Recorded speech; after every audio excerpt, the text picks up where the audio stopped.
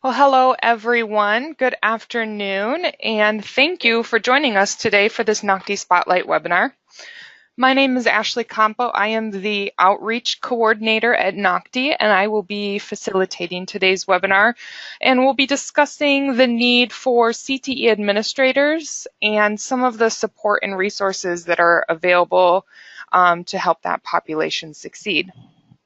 I'd like to introduce our presenters for this session. We have Dr. John Foster, the President and CEO of NOCTI, Dr. Clyde Hornberger, the Strategic Advisor for the NOCTI Board of Trustees, and Dr. Delmas Watkins, the CTE Director of DeKalb County Schools and Vice Chairman of NOCTI's Board of Trustees.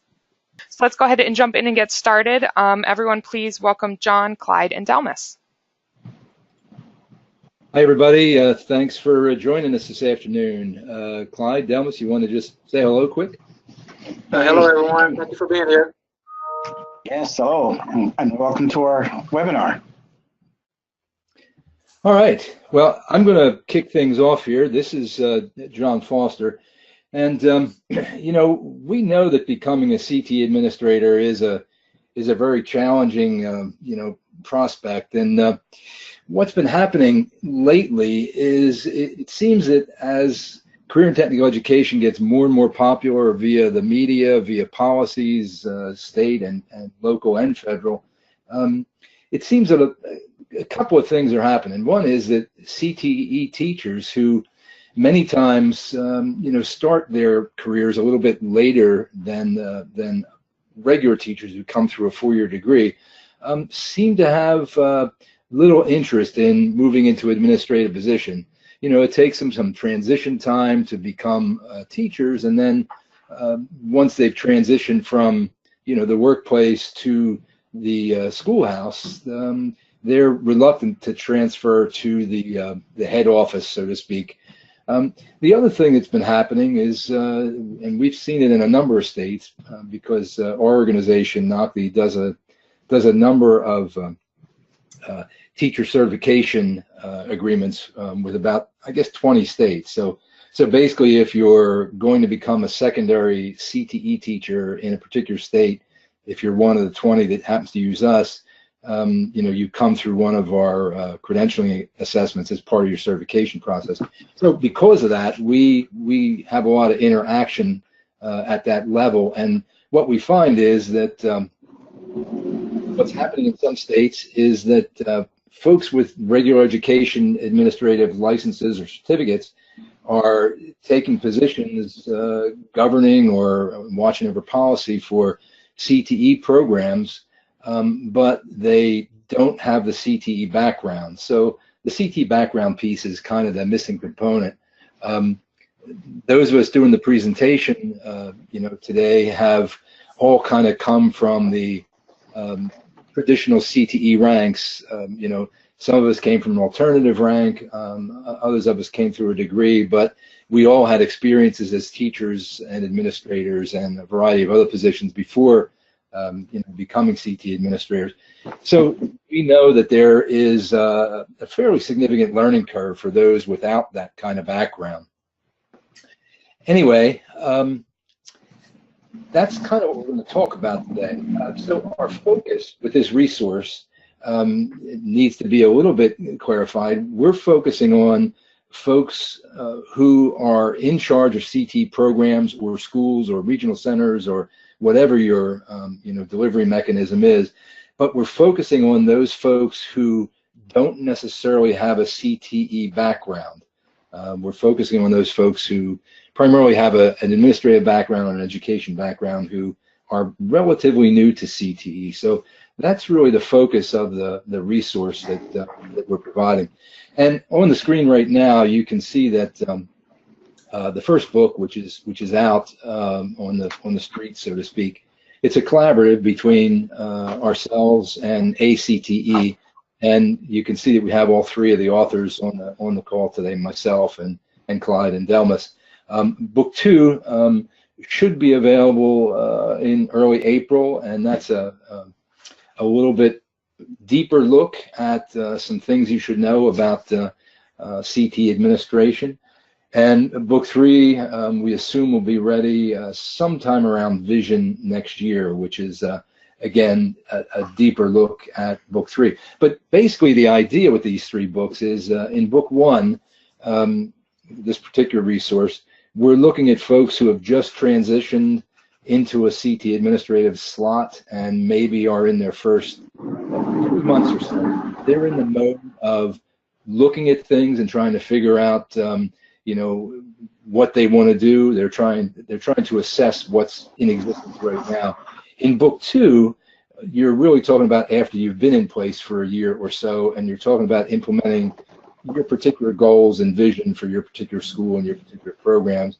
And in book 3, what we're focusing on is becoming a part of your community and a part of the professional community in terms of your leadership as a CTE administrator. So those are kind of the 3 different focus points for the book. I'm going to talk a little bit about the layout of each one of the books, just really quickly. You know, each of them have 4 components. Each chapter of the book has 4 components, and each book has 10 chapters. That's why the 10 things to know piece comes up. So the content piece, which is the the piece that talks about whatever the chapter title is. There are notes from the field, and these are essentially case studies. Each chapter has 3 of those. So we've been able to capture in each book somewhere in the vicinity of about 25 case studies from around the country, and different perspectives, secondary, post-secondary, private industry, associations, things like that. And then we also focus on key learnings at the end. I think we try to capture about maybe 8 key learnings. And then at the end of each chapter, there's additional resources and references and those sorts of things as well. So we're going to talk to you today about 3 different chapters, but to give you an overview of the first resource that ACE-T and NOCTI have provided, we're looking at the following chapters, and so we're going to take a look at 3 of those chapters today and just kind of give you an overview of what's involved. But you can see them on the screen there: assessing the landscape, why CTE is different, faculty trust, employer engagement, curriculum alignment, etc. So we'll be talking today about, well, I'll be talking about employer engagement, and then Delmas will be talking about the chapter that relates to professional development, and then Clive will be bringing up the end with funding basics. So with chapter 4, what we're doing really is we're trying to determine the best way to engage employers. And the bullets on the screen talk about some of the broad headings of the chapter, you know, maximizing the advantages offered by fully engaged employers and controlling quality of membership and things like that. So to give you a little bit of, you know, context here as to what the chapter digs into, one of the things that's suggested in terms of working with employers is there's lots of different ways to work with employers, but a good bit of the focus in this chapter is about advisory members. For those of you who are new to CTE, each occupational area that is within your school should have an occupational or a trade advisory committee, and that committee is made up of essentially subject matter experts from your local area that should be advising you on a whole host of things. They should be advising you on things like equipment purchase, curriculum choices, evaluation mechanisms, credentials, all sorts of things. And that's one way to really maximize the advantages offered by fully engaged employers. In fact, we know from you know, our research and our interaction with different states that a lot of schools will actually even use these committees for employee hiring and those sorts of things. Who better to determine the competence of someone that wants to teach a particular field than someone who's currently working in the field? So if you want to maximize those engagements, one of the things you can do as a new administrator is take a look at some of the minutes of the meetings that have been occurring in the past. Look at things like what's the percentage of business and industry members who have been attending these meetings, and take a look at who's doing the talking. I mean, if we're really honest about engaging employers, the person who does the talking should mostly be the employers. I mean, they're the ones providing the advisement, so it only makes sense that they should be the ones speaking. If the minutes look to you like it's you know, kind of a one-way presentation where an administrator or a teacher is you know, talking about how great and wonderful their programs are, well, that has its place, but it's probably not the best use of an employer's time. So think about those kinds of things when you're talking about employer engagement. Think about whether or not you should actually hold the meeting if you don't have a quorum of business and industry folks available. Think about the advice that they're providing as stakeholders in that particular occupational program. And, you know, one of the other things the chapter mentions, the resource mentions, is that, you know, you really should, as the administrator, think about personal visits to companies that are serving on different craft advisory meetings, or committees, rather. One of the things that I remember from my own past is, and back when I was a school administrator, we visited an enterprise that did, at the time, some hard copy printing, lots of hard copy printing. It's a pretty big operation. And one of the things that I noticed on this little tour was that a lot of the folks who operated the presses were non-English speakers. So after the tour was over, I wrote back to the individuals who were responsible for the tour and, you know, making us familiar with the operation. And I said, you know, we'd love to help you with your non-English speakers. We have English as a second language courses that we can tailor for your particular industry. They were a big employer.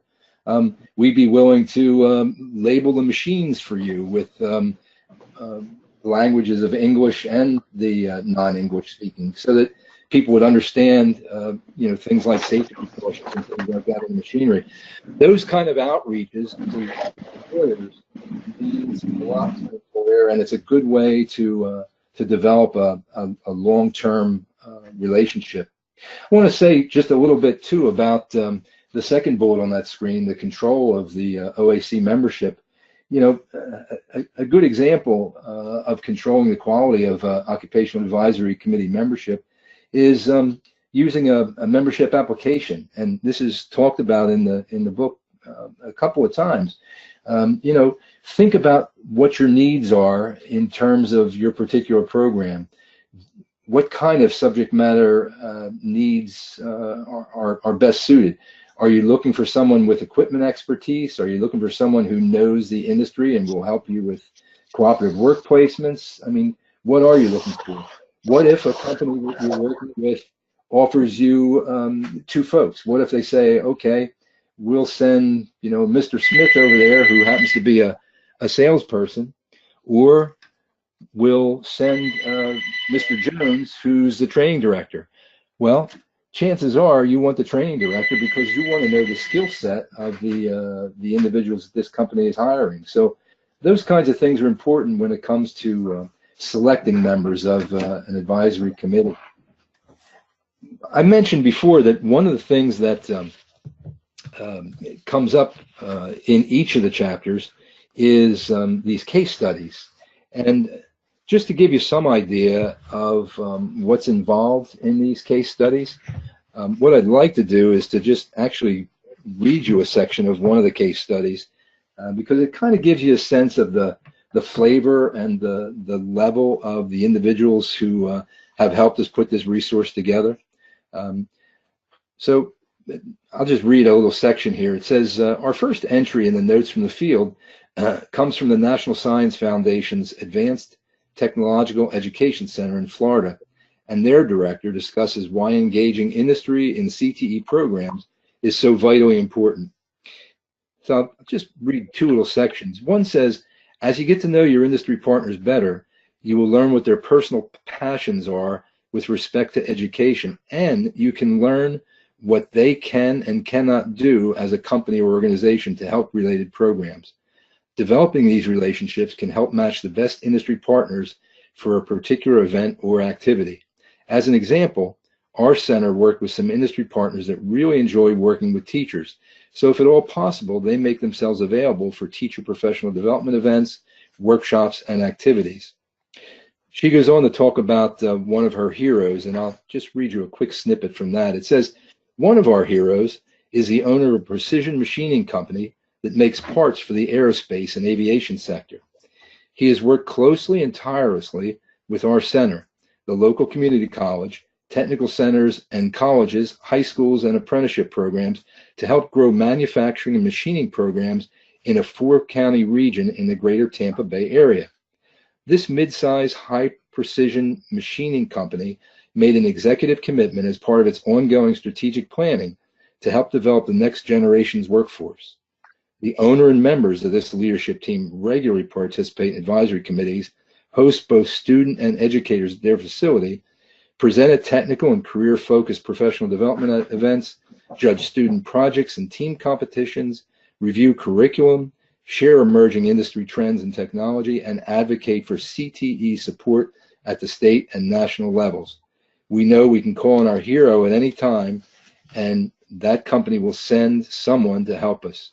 Remember that a technical committee is a great first step, but we must remember to nurture that relationship as well. So I just wanted to give you a sense of the kinds of case studies that can be found in this resource, and hopefully that gives you some idea of what's involved. I think at this point I'd like to introduce my colleague Delmas Watkins, and he's going to talk a little bit about the professional development section of the book. Thank you, John, for the introduction. Everyone, I'm currently still working in the role as a CTE director in a large school district. So I'll be sharing my experience and as it relates to professional learning. One of those things that John had talked about was the trying to use your advisory committee. Now, to tell you a secret, even though that I've been at this for quite some time, it's still, and I know that some of you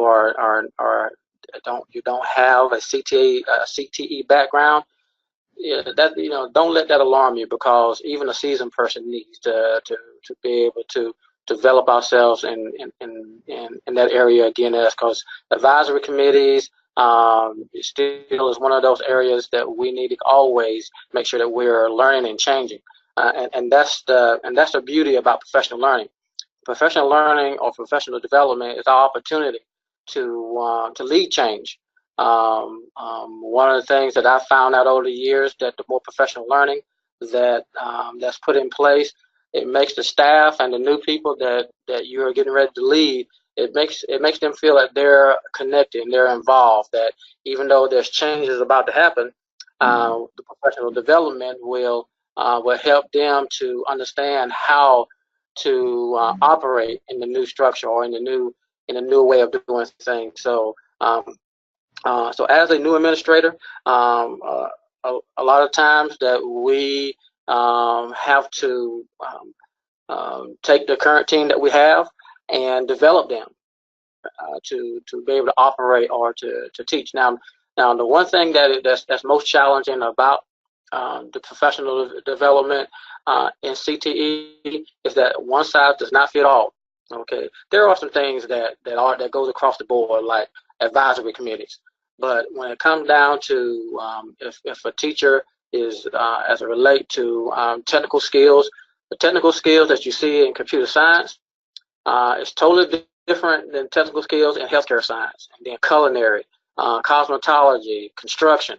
So there's so many variety of areas that that our teachers need to stay abreast. And the thing is about it, they can't, if they're teaching the same thing they taught 5 years ago, it tends to be outdated because, as you know, technology changed, and the way that we do business in industry changes.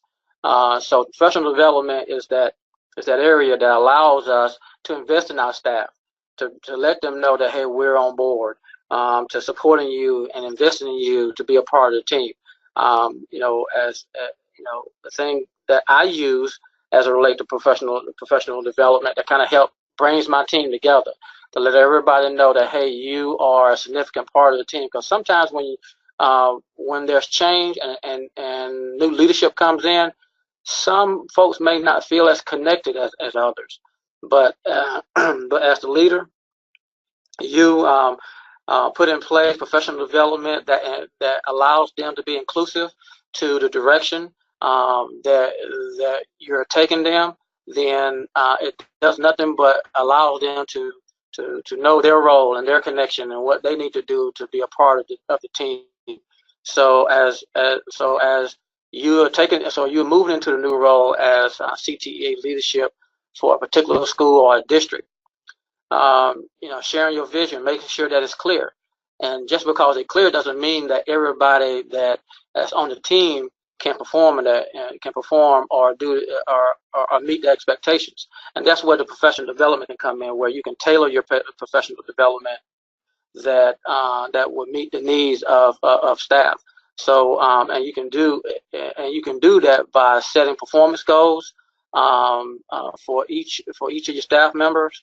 To be very descriptive and prescriptive to the professional development needs of all your staff members, and so it's not a one size fits all, and now everybody gets a generic off the shelf professional development. So as a leader, this is a great opportunity to support the vision that you have communicated, and to help staff to be able to perform and to operate and be effective in the new direction that we're going. Your role to encourage teachers. Now, the one thing that I always believe is that our greatest asset are our teachers and our staff. And if we develop them and we instill in them, the more they're able to carry their load as relate to moving the CTE instruction and preparing our students, and as long as we're moving in the same direction, then you don't have to, as the CTE director, you don't have to do it all. That's where you get an opportunity to maybe to develop some of your other leaders that are aspiring to later be maybe a CTA director or just an instructional leader later on in their career. So as professional learning, it just allows us to let the teachers and staff know that we value them, that we are investing in them, and we're in the direction that we're going, and we're supporting them, and they're inclusive as in the direction that we're going.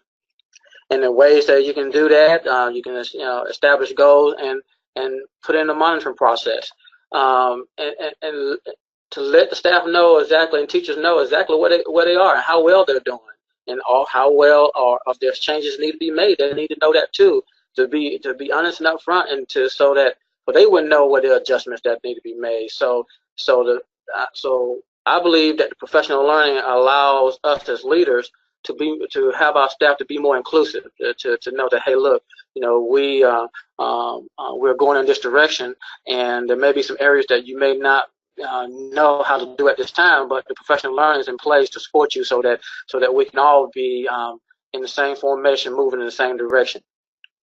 And there's different ways to be able to do that with staff, as we know where to go for guidance. In the state of Georgia, where I am, I develop a network. I call on other directors all the time, and they have my number on speed dial. I have theirs. So we work together as it relates to if there's things that we need to support each other on, or we have questions.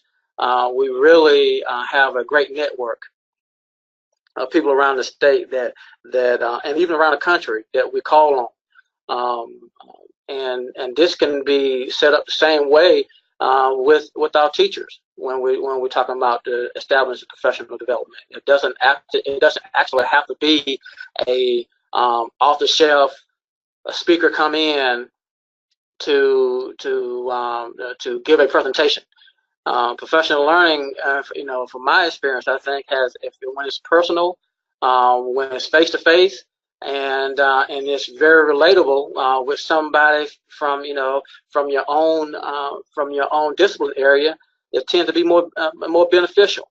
The one great thing that I have as a benefit in my district, since being a large district, I have 46 engineering teachers. So when I hire a new teacher, and they need support, my best resource is to call on another staff member to go and help. So, and I know in some districts, there may only be one engineering teacher, but that's where you can network around the state and from other districts to set up professional learning that way. So professional learning doesn't always have to be formal; it can be informal. Setting up a mentor-mentee program, state administration and division of ACT when they go to national conference, and making connection with those with individuals around the country. Those are those informal professional learning that we can tap into that I think sometimes we overlook. Oh, and I want to share something from the notes from the field. A CTE director from Minnesota. And he made and in his insert he says that he hears this comment all the time. Just tell me what to do and I will do it. What he hears from his teachers. And with that statement tells me that you got staff that really want to do a good job. They work hard. They're dedicated to the vision of preparing students. And sometimes what we have to do is just make sure that we just break it down and be simple. They just want to know what to do. Okay, just tell them what to do. And the professional learning, not only we only tell them what to do, but we teach them how to be proactive, innovative, and do things on their own to lead their program. So as you build your PD for your staff as you enter your new position, start with your vision. Make sure that your professional development supports the direction of where you want to take the department. Build consensus. Of course, not everybody is going to agree that okay, this is the direction we need to go. But once we get to the point where okay, at least we know we agree and we can all have a consensus. Now you can start from there to build your professional development. Okay, and then also one thing that I didn't mention is the specifics of the job. The one thing that's quite exciting, but also on the other hand is challenging as being a CTE director, is that you got so many avenues and so many instructional areas. Like I mentioned earlier, healthcare science, the skill sets that's taught in there are not the same that you do in computer science or in engineering or cosmetology. So, and we don't all have to be experts in that. So, but when those teachers feel, when we go out and connect our teachers with professional learning that is directly related to what they're doing, then that lets the teachers know that hey, we see that your instructional area is very important, and that we are supporting you in that area. But once again, we don't have to know it all. Just like I mentioned earlier about the mentor and mentee system, we can find other people that are teaching that same subject that's doing it well, and connect our new people or the people that need some professional learning.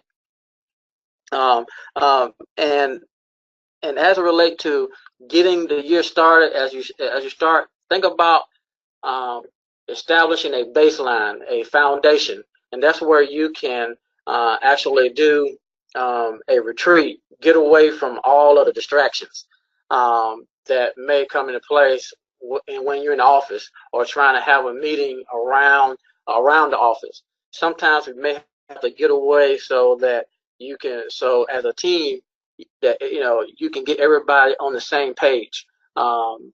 Sometimes a retreat would allow us, or would allow the team to be able to get down to those specifics that say, okay, here's the direction that we're going into, okay, and here's how we can get there, and here's all the support systems. And one of those support systems is the professional development that we set up. And as Clyde, he's up next. He's going to talk about the other supports that comes into place as it relate to funding and budgets. Because as you know, and as we support our staff, we can't ask them to do things without giving them the resources and the budgets and the funding that is needed to get the job done. Okay, Clyde? Well, thank you, Thomas. And I want to welcome everyone that's participating in our webinar. And our first administrative book, and we talked about 10 things to know. John pretty well summed up by saying, there's a lot of people taking over schools today that have come from various backgrounds. Not all of them have come up through the ranks of current technical ed, and they've been sometimes seasoned administrators elsewhere. Sometimes it's their first administrative position. And whether you're a new director or a veteran superintendent taking over a current technical school, it all comes down to the challenge that we have as we have a unique mission, and that mission requires us not only to do what we do in basic education, but also to support our business industry partners through workforce development. That in turn comes the economic development, and then all that comes back to us in the form of tax dollars to help make our educational program better.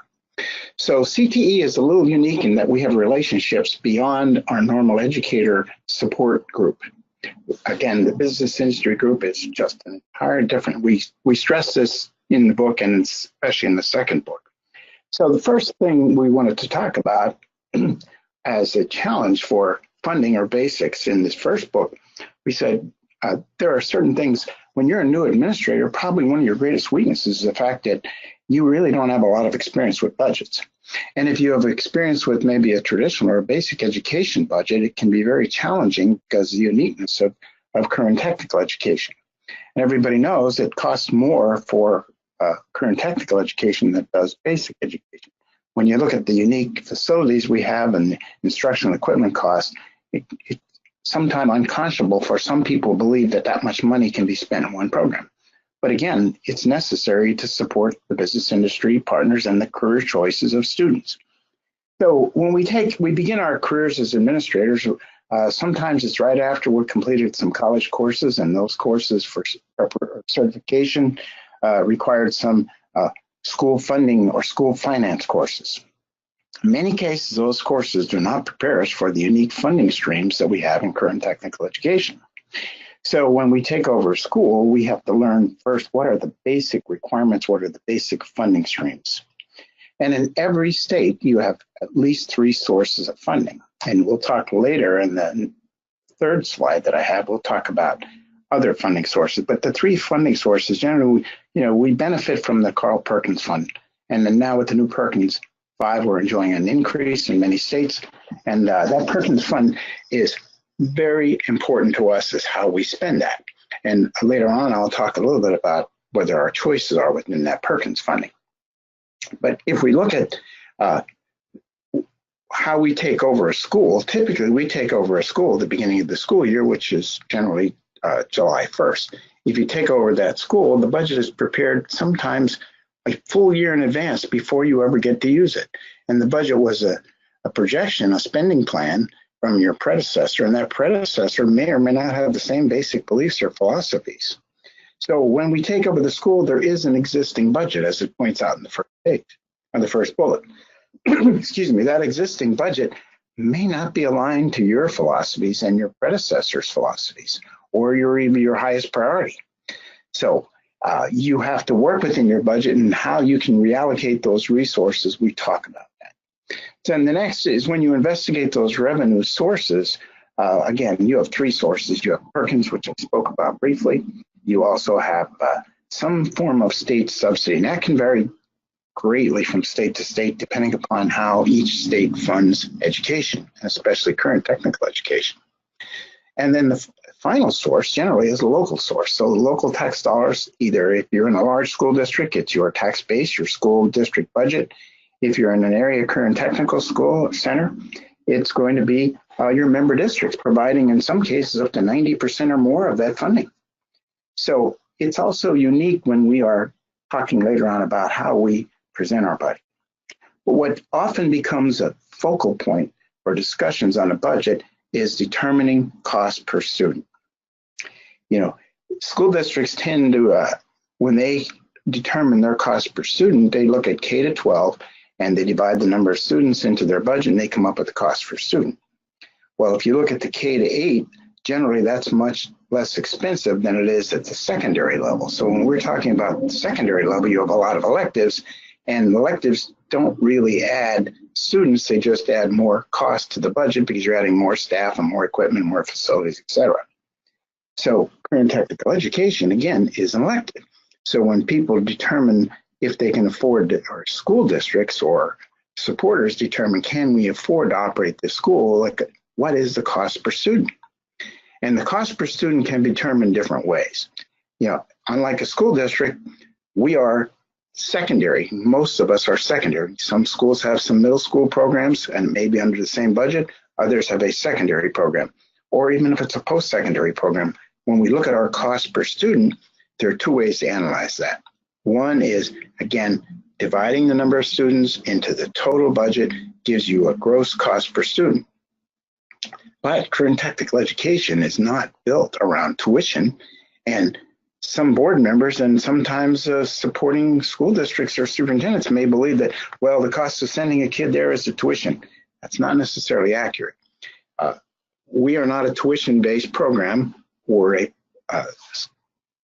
program-based budget. So if you had 20 career and technical programs, what does it cost to run those programs and what is the support and administrative overhead?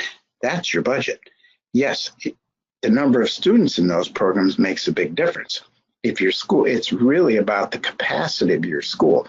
If you had 20 programs and you had 25 students in each program in an AM session or in a PM session or whatever your schedule is, you'd have a capacity of 1,000 students. If you had 800 students, you're at 80% efficient or 20% excess cost. So when we look at our cost per student, we also look at what is the true cost, what is the net cost to our school districts. In this case, if we receive federal dollars, that doesn't necessarily come directly from our school district, it comes from the federal government. Now, everyone can argue, yes, it's all taxpayer dollars, but that the funding source is the federal government. When we look at the subsidy that we get from the state, that also is designed to offset the excess cost of career and technical education.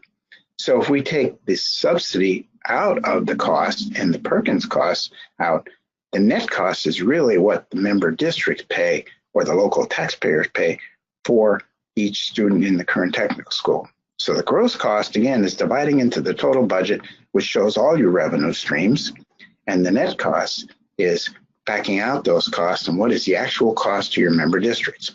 Now, this is really important because people tend to lump costs in many different ways. Sometimes they'll even enter capital costs in. You may have a bond issue where you remodel your school or build a new school and you have a bond for the next 20 or 30 years. And people tend to say, well, it costs us a lot of money. There's an extra $2,000 per student based upon the facility. Reality is, when that bond goes away, the cost per student really didn't change. It's the capital cost for the building that changed. So I point this out that capital cost is a huge point when you're selling your budget or when you're talking about the cost of running your programs. It's important. How do we decrease our cost per student? There are many ways, but one of the best ways to decrease your cost per student is to build your programs to capacity. So the more students in your building, the less cost per student, the lower cost per student. Now, again, there are other ways through revising contracts, through all sorts of energy savings and different staffing patterns, yes, but the biggest impact is how many students are in your program. Now, so when we talk, next we talk about some notes from the field. When we talk about budget development, it really is the most stressful part of the job. Many directors or new superintendents in current tech schools will say, I walk into this program and I have no idea what this is all about. I've inherited a budget and I'm really challenged how to do this. So I go to my source. I go to the teachers. I go to the previous administrator who left with the budget. But the most important source is the business administrator. Now, the business administrator is your partner in preparing these budgets. So we want to make sure that the business administrator is making business decisions, and you as the new administrator is making educational decisions. Far too often, many administrators will have a budget developed by the business administrator, and then they work within that budget. Why do they do that? Because the business administrator is really good at it, and as educators, we don't have the same level of experience. But make it clear, it is your responsibility to make education decisions, not the business administrators. So we need to learn a little bit more about how to work with what you have in the beginning, especially when you take over someone else's budget. There's always money. Near the end, you need monthly forecasts, daily forecasts, however you work with your software and your business administrator. But you need to manage your accounts and make sure you are prioritizing your funding and your spending on your specific school and student goals. Hopefully that's student achievement.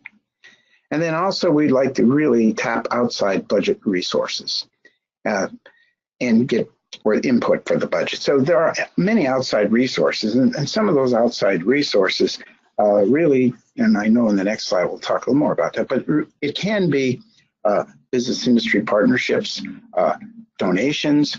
Many large corporations look at investing in CTE as a good return on investment. And sometimes we don't ask for enough money or we don't engage them. And again, in the book, we talk about engagement strategies. So we want to make sure that we engage our people, and it's not about asking them for money, it's about engaging them in the program, and they will pretty soon determine if they can help you make this program stronger to help serve their needs as well.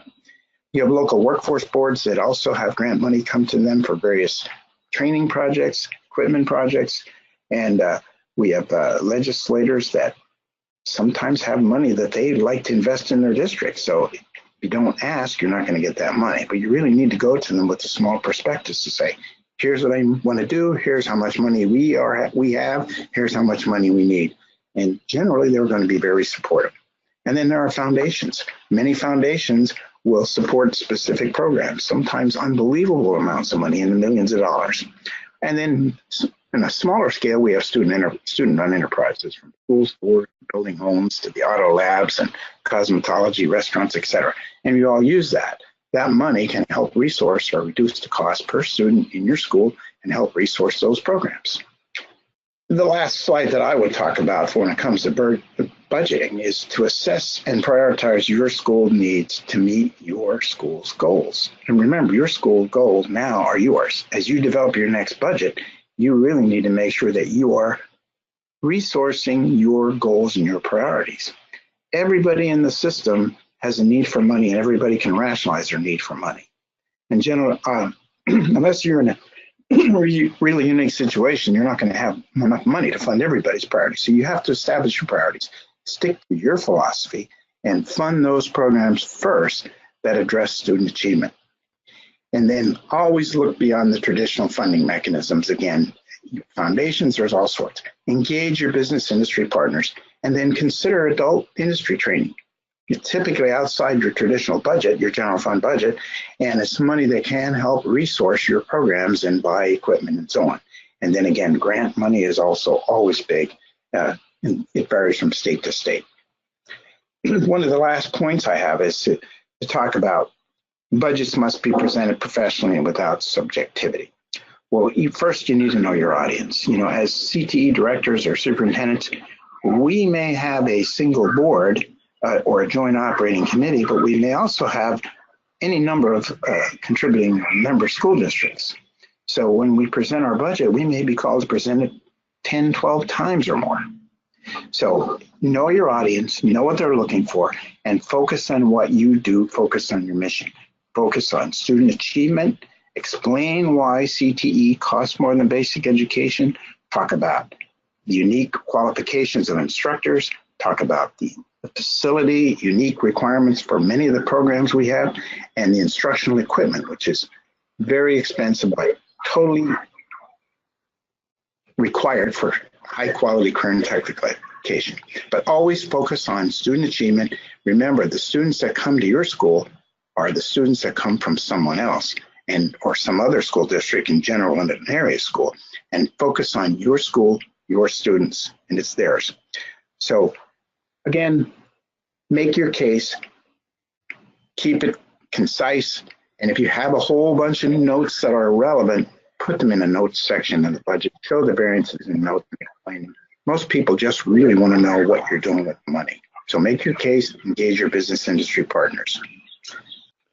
Hey, thanks, Clyde. That was some good insights, and I really appreciate it. I hope our audience did too. One of the things, and Delmas, thank you for your section on professional development.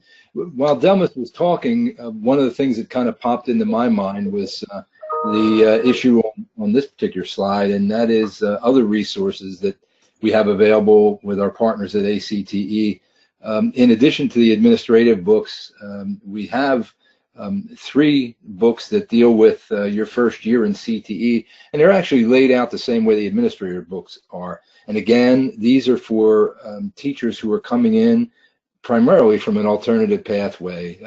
They didn't have a bachelor's degree in education, and so they come in a little bit behind the curve in terms of their ability to, speak in front of a classroom and deliver instruction and plan instruction and things like that. So those 3 books are what that's all about, dealing with CTSOs, your career and technical student organizations, and those kind of things.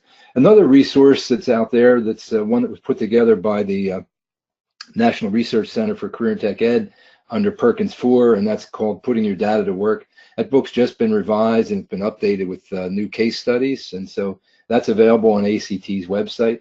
And lastly, I'll just mention the ACTE Core Community. It's a resource that's available through ACTE's website. And there you can find modules that are worth CEUs for things like integrating academics and technical education, as well as infusing global and cultural differences into your curriculum. We are in a global workforce these days, and so our students will be competing against students from other nations as much as they will from other companies. So those kinds of things are important, and you can find those kind of resources on ACT's Core Community. With that, I think I'm going to turn things back over to Ashley, and thank you all for listening in to us today. Great. Yes, I do want to thank you all for joining us today, and thank you as well to our 3 presenters, John, Clyde, and Delmas.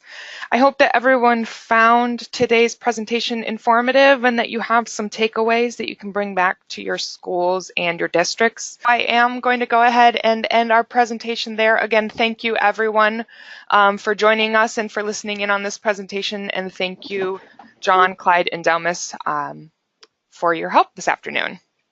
You're welcome. Welcome. Thanks, everybody. Thank you, everyone. Have a great afternoon.